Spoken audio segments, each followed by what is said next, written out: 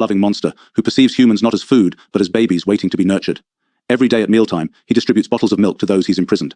If you willingly come forward for a drink, the monster praises you for being a good boy. However, if you refuse to eat and appear terrified, the monster will take you to a room alone, just like the man. There, you'll be personally fed, and you'll be forced to cry out repeatedly, over and over again. In the face of the man's screams, Anna couldn't feel sympathy for him, as she noticed the cell door was unlocked. She climbed out and attempted to escape, but accidentally made a noise, realizing she was close to freedom. Anna ran with all her strength, and with Blackie's assistance, she finally escaped.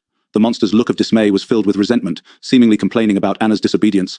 Anna tried to rescue Jem, but Blackie advised her to reconsider, warning that there were things worse than monsters involved. Anna quickly left the house. At night, the monster emerged to get her.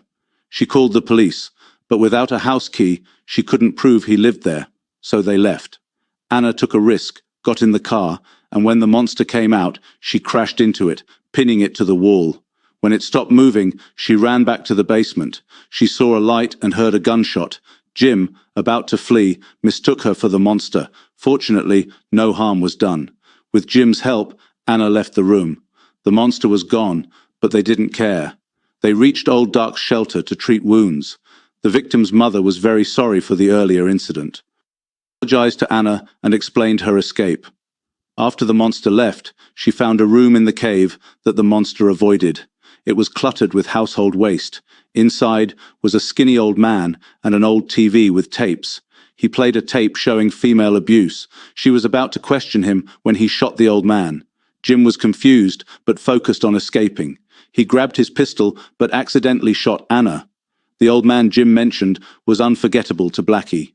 He was the house's original owner, a maniac who abused women in the basement, had babies with them, and so on.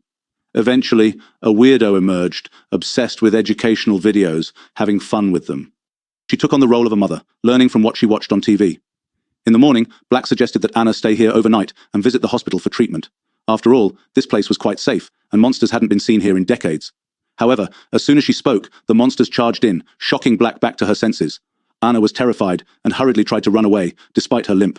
They climbed up to the tower, but the monsters continued to chase them relentlessly. Anna still had a gun in her hand. Okay, now we can panic.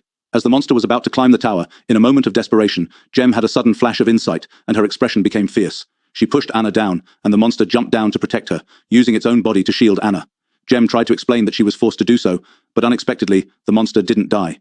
It strangled Jem, gouged out her eyes, and finally snapped her brain into Anna. The monster was confused. She comforted Anna, saying not to fear, like on TV. Her eyes showed motherly love and worry. She tried to lift Anna, fearing harm, and put her down, urging her to hurry home, though it wasn't Anna's. Facing this morbid love, Anna slowly lifted the pistol, then raised it.